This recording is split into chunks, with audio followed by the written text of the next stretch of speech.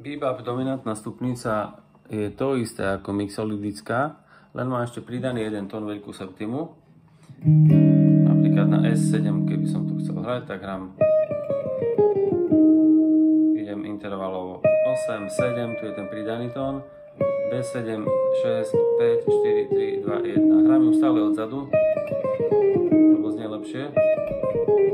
Potom ju môžem hrať od septimy, od kvinty a zase od tercie.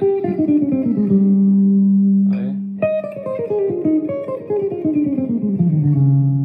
A otáčam to celé, hej.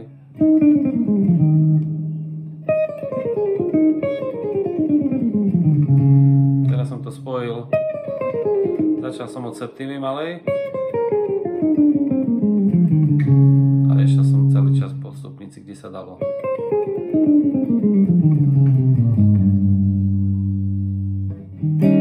Je to tak jazzovejšie potom.